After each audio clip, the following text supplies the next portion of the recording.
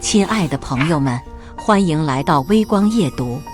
我叫秦征，前几天接到哥哥电话，说他结婚了，叫我无论如何都要赶回去参加他的婚礼。哥哥在电话里一直夸准嫂子不仅漂亮，还事业有成，叫我和他多多交流，肯定会受益匪浅。我出生在普通农村家庭，我和哥哥的感情一直很好。这些年，哥哥一直在外打拼，他的婚事一直是父母的牵挂。如今他总算成家，我很高兴。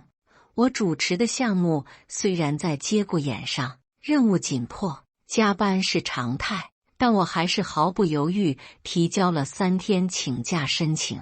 第2天，新上任的上司，一位空降而来的副总监叫我去他办公室。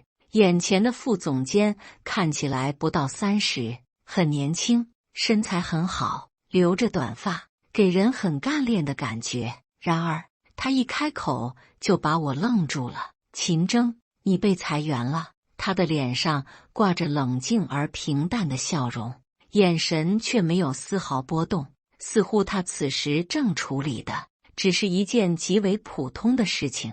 这个消息犹如晴天霹雳，我久久没有回过神。过去几年，我勤勤恳恳，业绩突出，还参与了多个公司级的项目，领导对我印象都很不错。更重要的，近2年我负责主持了一个800万的大项目，提成能拿到5%，也就是40万奖金。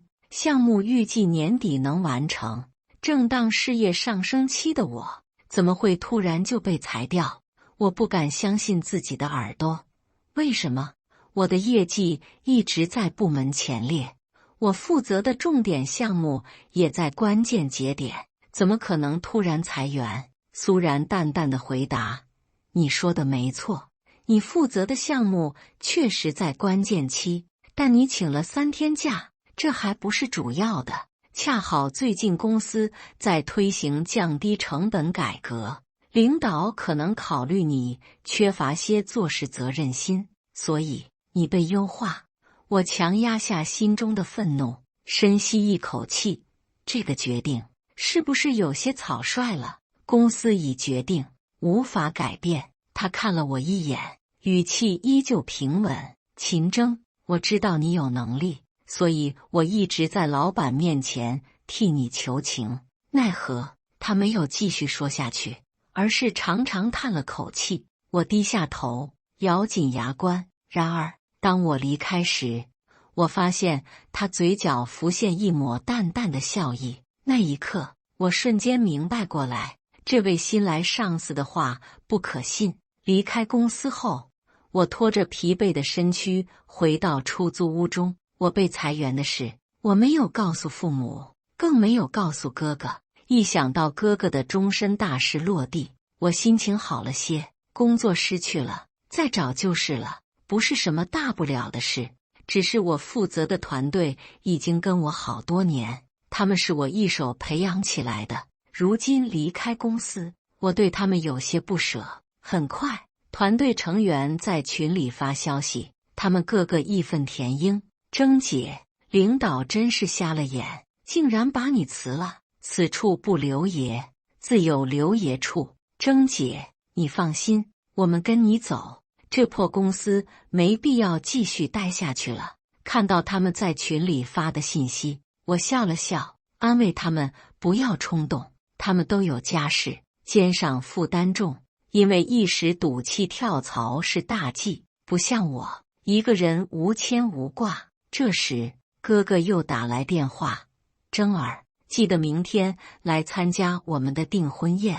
我听了点点头，叫哥哥放心，我现在就去买车票。回去的路上，同事发来信息，说我被裁员，就是新来上司的意见。虽然我早就猜到了，但如今证实后，我仍然是一脸怒意，却无处发泄。最后，我只得微微叹息一声，安慰自己早点走了好，若是继续留下，以后肯定没有好日子过。第2天，哥哥的订婚宴举行得如火如荼，场面热闹而盛大。站在宴会厅一侧，看到哥哥幸福的笑容，我由衷地替哥哥感到开心。然而，当我的目光不经意地扫过人群时，我看到了一张熟悉的面孔，那人竟然就是我新上司苏然。他穿着一袭精致的晚礼服，站在一群宾客中，和我哥哥亲切地交谈。看到他的那一刻，我几乎要跳起来。她竟然是我哥哥的未婚妻，那个看似温文尔雅的女人，居然是我的准嫂子。一时之间，我脑海中一片混乱，我不知道该如何面对这一切。这位外表温婉、看似理智的准嫂子，居然就是我被裁员的幕后黑手。我的心脏开始剧烈跳动，脑海中不禁浮现出种种猜测。我哥应该告诉他我这个小姑子的身份，他既然认识我，为什么要这样做？在宴会中，我小心翼翼地走到哥哥身旁，低声问道：“哥，苏然真的是你的未婚妻？”“当然。”哥哥露出满脸幸福的笑容，她是个非常聪明能干的女人，对我非常好，大家都很喜欢她。顿时，我心中不禁感到一丝寒意。在哥哥的婚礼上，我偷偷观察了他的一举一动，他笑容很甜美，对身边的每个人都保持着微笑，尤其是对哥哥，几乎是无时无刻不散发着温柔与关怀。然而，他眼中并没有我，或者说，他是故意忽略我的存在。当他看到我时，并没有露出惊愕表情。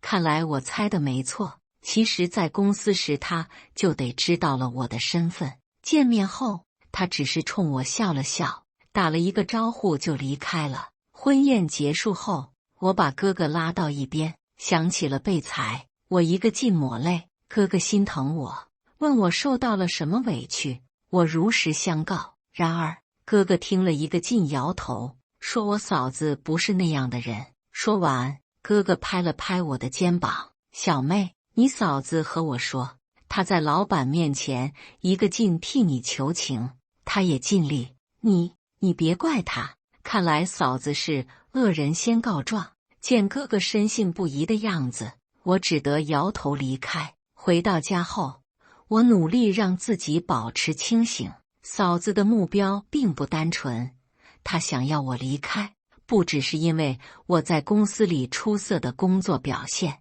而是因为我拥有的那些人脉和资源。她知道，她要想在这个公司立足，必须踩着我上位。抛开她是我嫂子的身份，苏然够阴狠的。我这个人向来公私分明，既然她不仁，就别怪我不义。接下来我的举动让嫂子对我下跪求饶。通过一番暗中调查，我发现那些在背后支持我的客户、高层以及业内的朋友，都是他想要收割的对象。于是，我决定主动出击，重新与他们建立联系。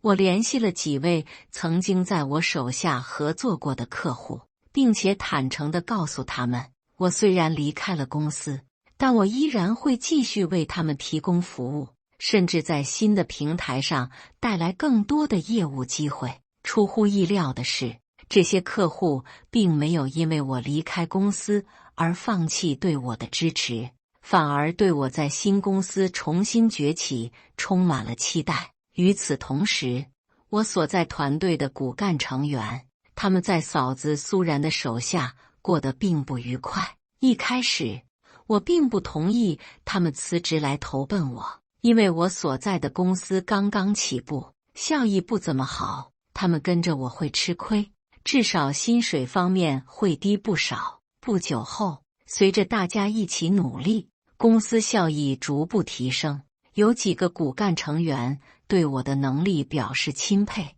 他们竟然悄悄瞒着我辞职了。那天晚上，我请他们吃饭，看着一个个熟悉的面孔回到自己的身边，我由衷感到开心。他们几个撂下狠话，说以后跟着我不走了。那一刻，我被感动得泪流满面。很快，我的公司开始有了稳固的客户基础，随着项目增加，业务也逐步上升。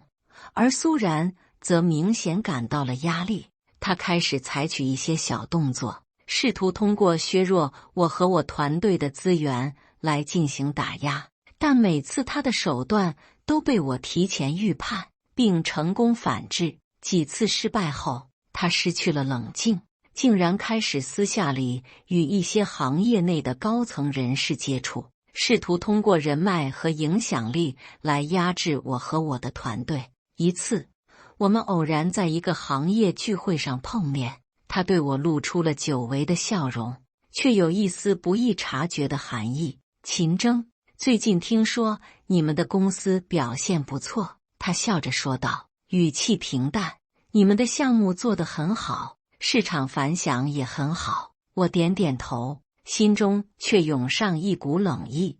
他的笑容里带着几分不安和敌意。是的，苏总，我们公司正在稳步发展。我微笑着回应，但眼中却透露出一丝警觉。不过，我相信机会永远属于那些敢于创新的人。他微微皱了皱眉，显然意识到我的话带有挑衅的意味。他沉默了一会儿，低声说道：职场竞争一直是很残酷的，秦征，虽然你已经很努力，但你缺乏足够的资金链，以后得小心了。我听了心中一紧，意识到苏然正在谋划更大的行动。很快，我就找到了一个关键的突破口。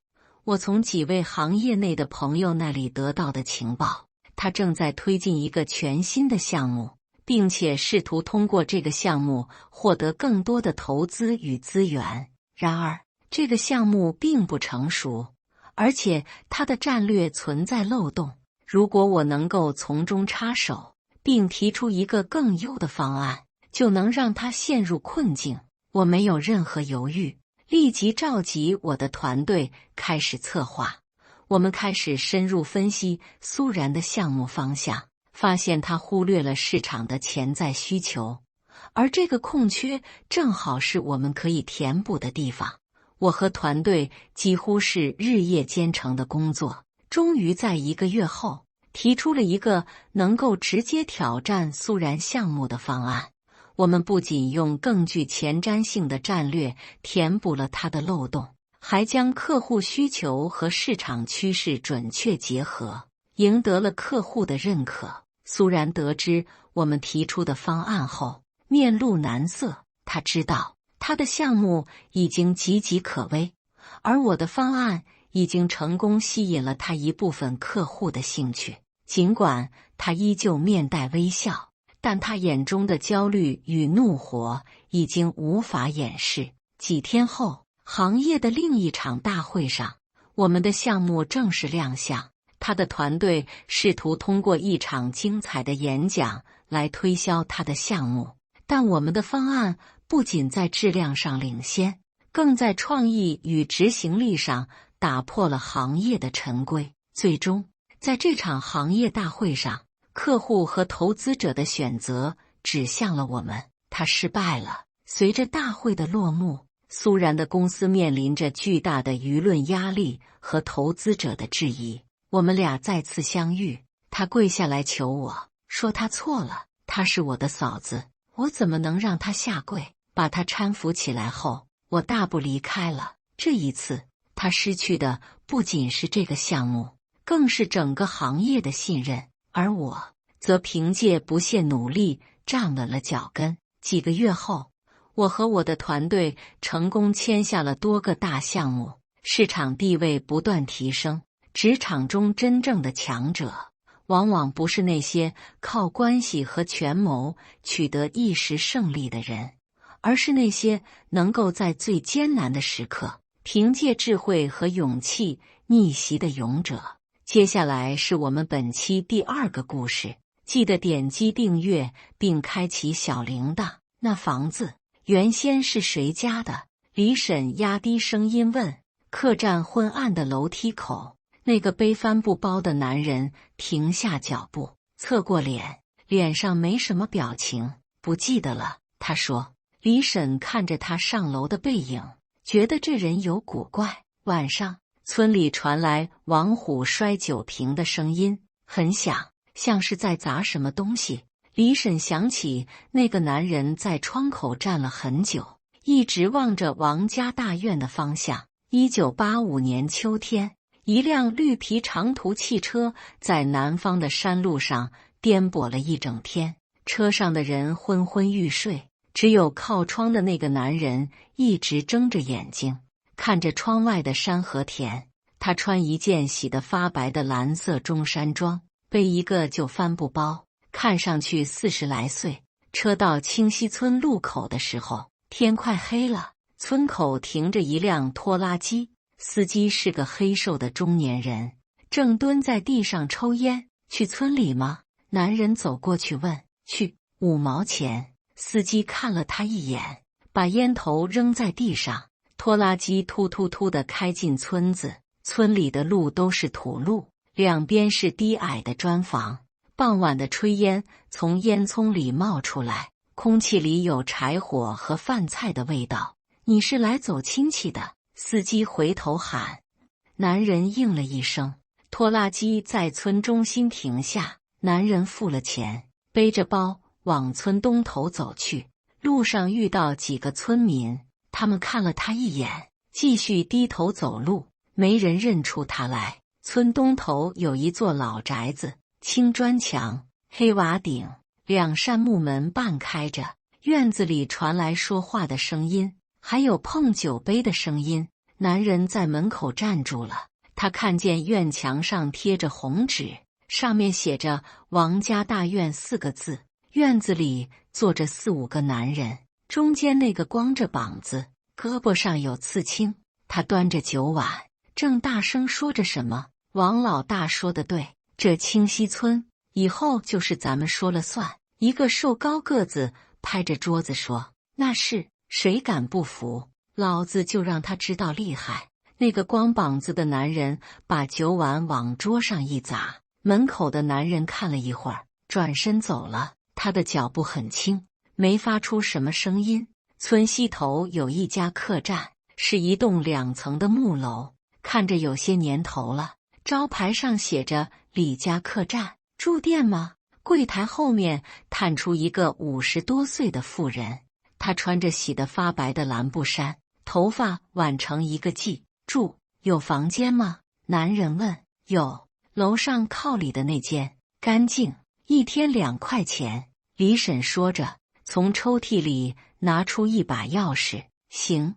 男人接过钥匙。吃饭吗？李婶问。不了，我自己有干粮。男人说着，上了楼。李婶看着他的背影，觉得这人不太像走亲戚的。走亲戚的人不会住客栈。夜里，村东头的王家大院还在吵闹，酒瓶摔在地上的声音一直传到村西头。李婶叹了口气，关上了客栈的门。第2天一早，男人下楼的时候，李婶正在院子里洗衣服。昨晚睡得好吗？李婶抬起头问。挺好。男人说。要出去吗？李婶又问。随便走走。男人说着往外走。他又去了村东头，这次是从另一条小路绕过去的。老宅子的后墙有些塌了，院子里晾着几件衣服。一个女人端着盆出来，把水泼在墙根。男人站在远处看着，他看了很久，然后又走了。回客栈的路上，他遇到一个老人，老人拄着拐杖，走得很慢。老人家。男人走上前。老人停下来，眯着眼睛看他。您是刘大爷吧？男人问。你认识我？老人有些惊讶。听村里人说的，说您是老支书。男人说。哦，是啊，不过都退下来好些年了。刘大爷摆摆手。你是外乡来的？来看看亲戚，顺便走走。男人说。刘大爷，村里这些年变化大吗？变化。刘大爷叹了口气。变是变了，可不是往好的地方变。怎么说？男人问。一言难尽啊。刘大爷摇摇头。现在这村里有些人太不像话了，欺负老实人，霸占别人的东西，我这老头子也管不了了，是吗？男人说，你看那王家大院。刘大爷指着村东头，那本来不是王家的房子，是陈家的老宅，可陈家人都走了，好多年没回来，王虎那小子就仗着人家不在，把房子占了，没人管吗？男人问。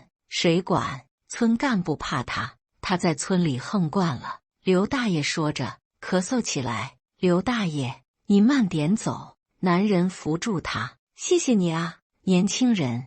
刘大爷拍拍他的手，你是个好人。男人送刘大爷回了家，然后回到客栈。李婶正在做午饭，看见他回来，笑着说：“回来的正好，要不要吃点？我多做一份。”那就麻烦李婶了。男人说：“不麻烦，就是家常便饭。”李婶说着进了厨房。午饭很简单，一碗米饭，一碟咸菜，一碗青菜汤。男人吃得很慢。你这几天都在村里转吗？李婶问。看看。男人说。那你小心点。李婶压低声音。现在村里不太平，有些人不讲理。我知道。男人说。李婶说的是王虎吧？李婶吃了一惊。你怎么知道？听说的。男人说。他很厉害吗？厉害，那是横。李婶叹气。他霸占了陈家的老宅，还动不动就打人。前2天，隔壁张大爷不小心把水洒到他门口，他就动手打了张大爷，还说要拆张大爷的房子。没人报案吗？男人问。报案？谁敢啊？李婶摇头。他有几个兄弟在镇上，听说关系硬得很。男人没再说话。他吃完饭，放下碗筷，上楼去了。下午，村东头又传来吵闹声。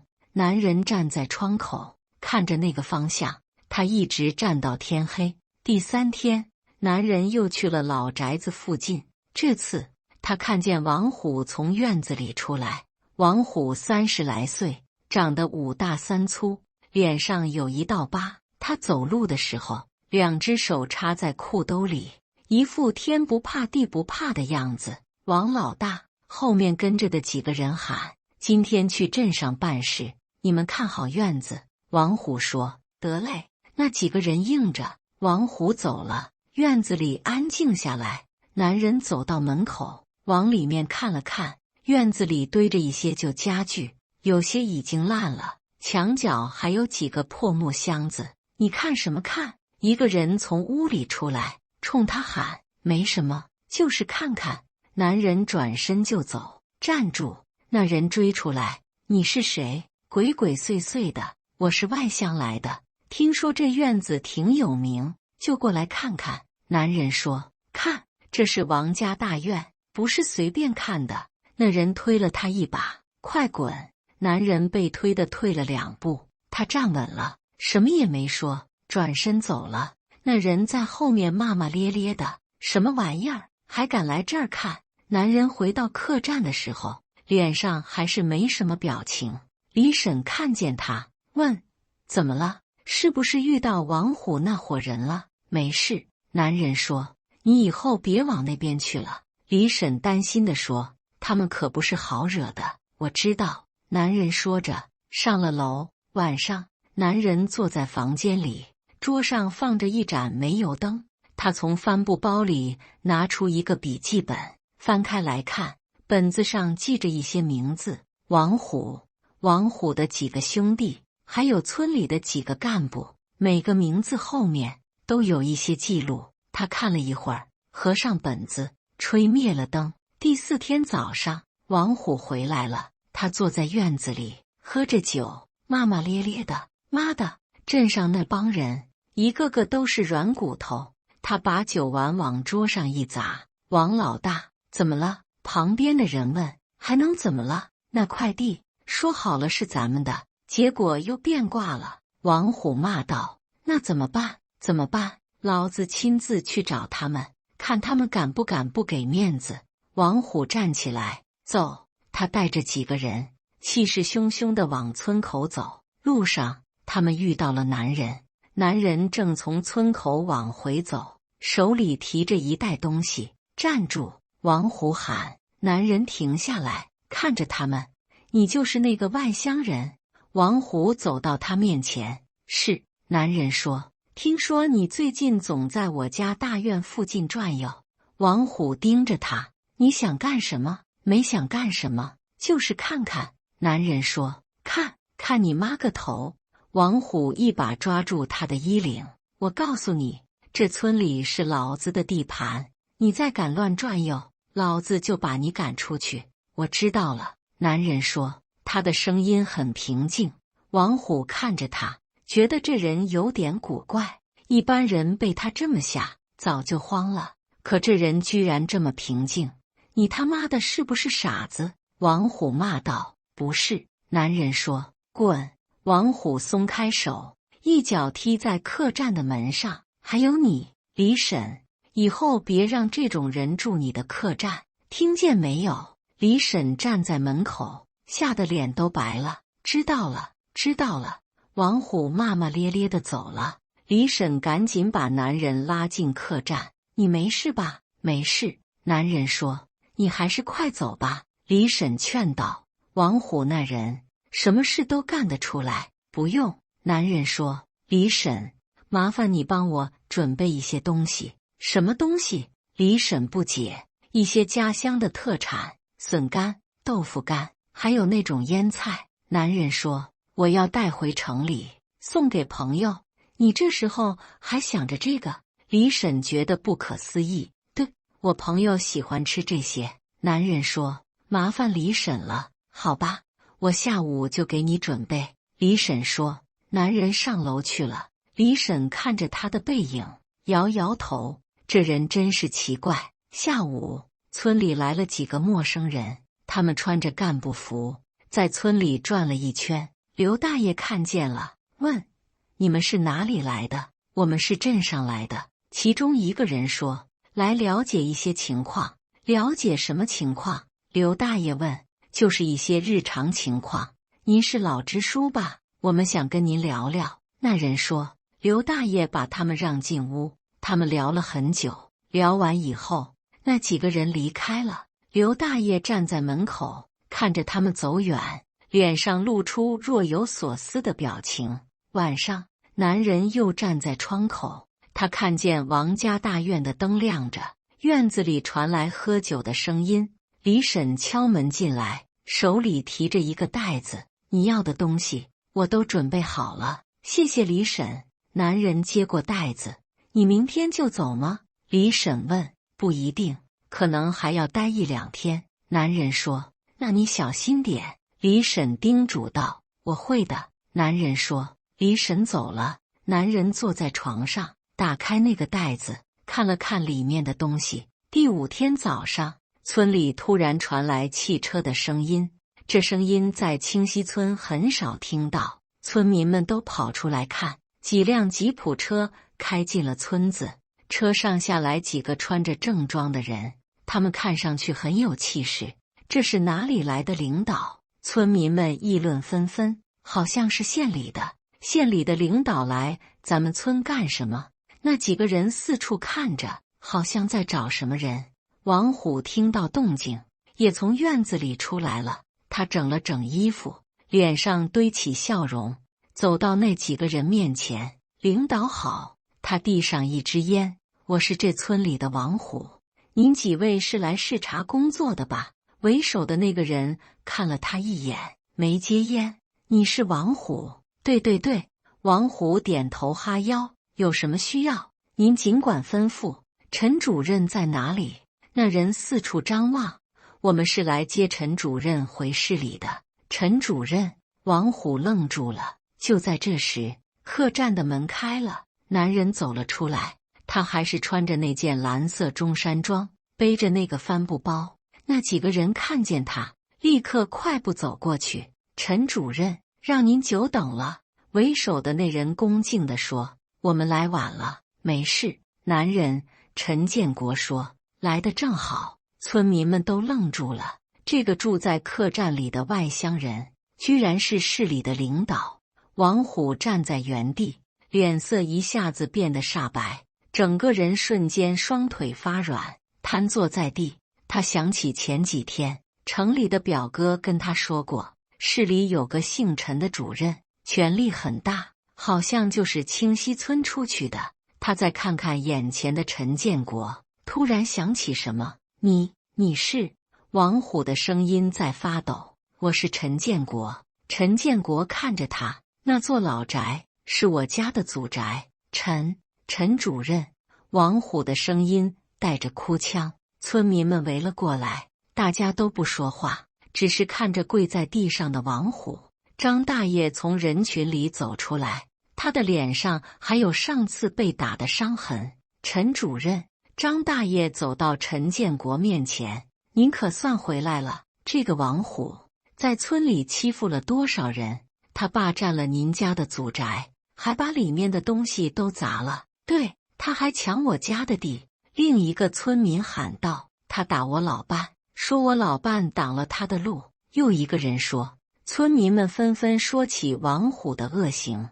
王虎跪在地上，脸埋得很低。陈建国看着王虎，又看看周围的村民，他的表情很严肃。王虎，他说：“你在村里做的事，我都知道了。”陈主任，我错了。王虎磕头，额头磕在地上，发出咚咚的声音：“我不是人，我不该霸占您的祖宅，我不该欺负村民，求您饶了我，饶了你。”陈建国的声音很冷：“你霸占他人财产，欺压百姓，你知道这是什么吗？”“我知道，我知道。”王虎哭着说：“我以后再也不敢了，求您看在乡里乡亲的份上，放我一马。”陈建国摇摇头：“你做的事已经违法了，我不能因为私人恩怨包庇你，也不会冤枉你。接下来会有人来调查你的问题，你要如实交代。”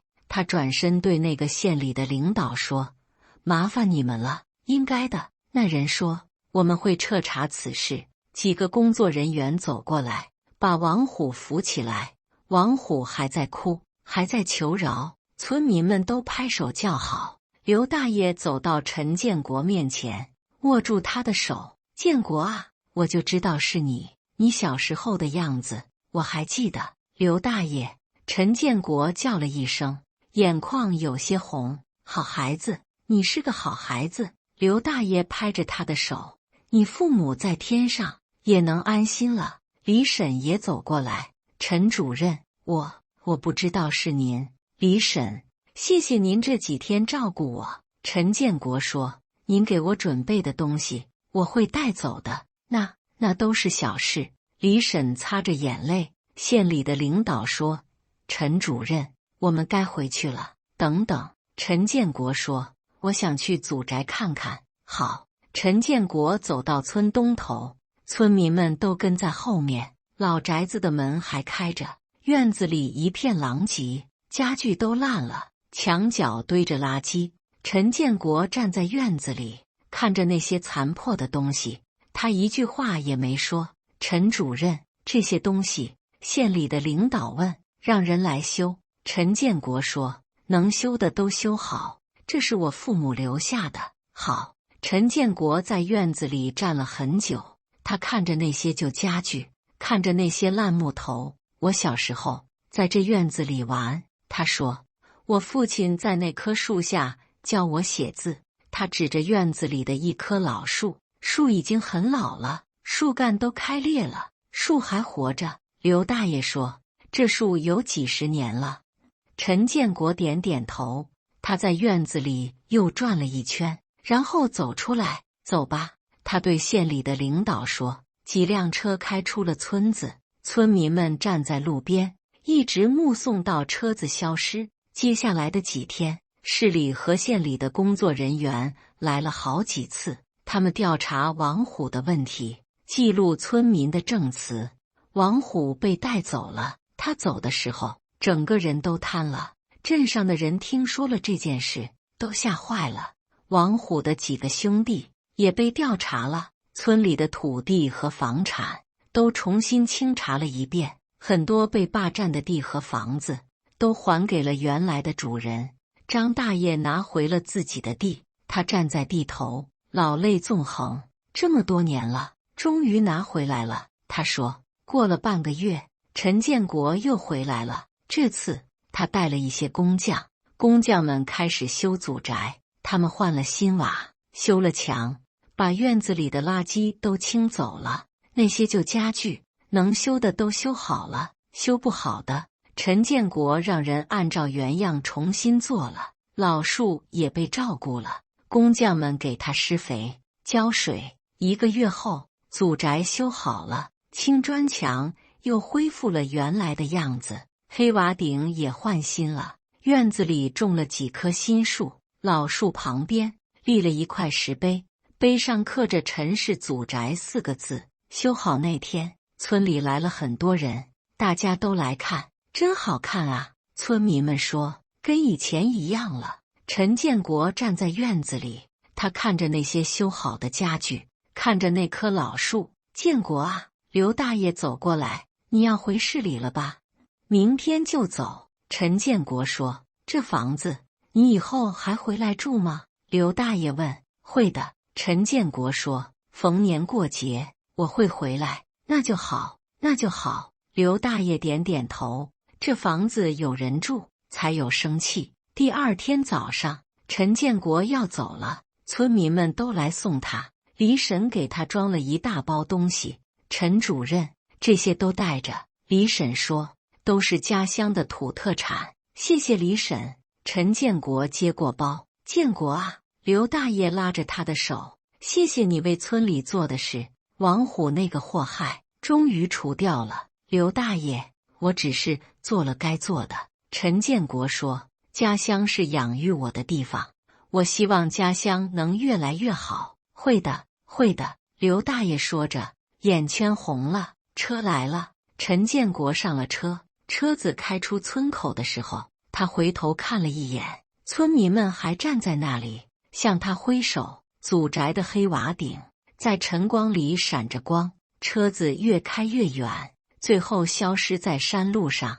清溪村又恢复了平静，但这次的平静和以前不一样了。村民们不再害怕谁了，大家都按规矩办事，邻里之间也和睦了许多。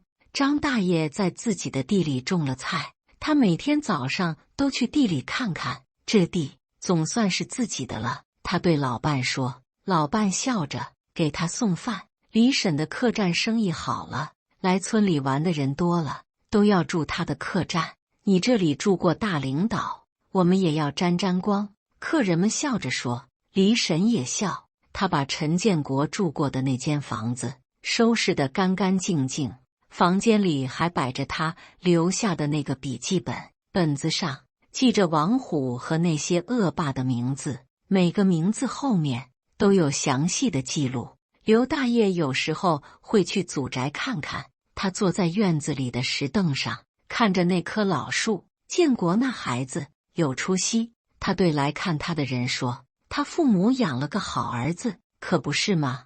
他以后还会回来吗？会的，他说了，逢年过节会回来。刘大爷说，这房子他要留着的。冬天来了，村里下了第1场雪，雪落在祖宅的黑瓦上，落在那棵老树上，整个院子都是白的。村里的孩子们在院子门口打雪仗，他们的笑声传得很远。有人问刘大爷，老支书，听说陈主任快回来过年了？是啊，刘大爷笑着说，他来信了，说今年春节要回来。那太好了。对了，他还说要给村里修路。刘大爷说，从村口到村里要修一条水泥路。真的？那太好了。村民们都很高兴。他还说要给村里建个小学。刘大爷继续说，让村里的孩子都能上学。陈主任真是好人啊。那是，他心里装着咱们这个村子。刘大爷说，雪越下越大，村里的屋顶上都盖了一层厚厚的雪。祖宅的院子里，那棵老树的枝头上也落满了雪，但树还活着，它的根深深地扎在这片土地上，就像陈建国和这个村子的关系，无论走多远，根还在这里。春节前夕，陈建国真的回来了，他还是穿着那件蓝色中山装，背着那个帆布包。不过这次他带了很多东西，给刘大爷带了补品，给李婶带了布料，给村里的孩子们带了文具。建国啊，你这是破费了。刘大爷说，不破费，都是应该的。陈建国笑着说，他在祖宅住了下来。晚上，他点起院子里的灯，灯光照在雪地上，很亮。村民们来给他拜年，他给每个人都准备了礼物。陈主任，听说你要给村里修路？有人问。对，春天就开工。陈建国说，还要建小学，让孩子们都能读书。那太好了，村民们都很激动。这都是应该做的。陈建国说，清溪村是我的家乡，我希望家乡能发展得更好。大年30晚上，祖宅的院子里摆了几桌酒席，陈建国请了村里的老人们来吃饭。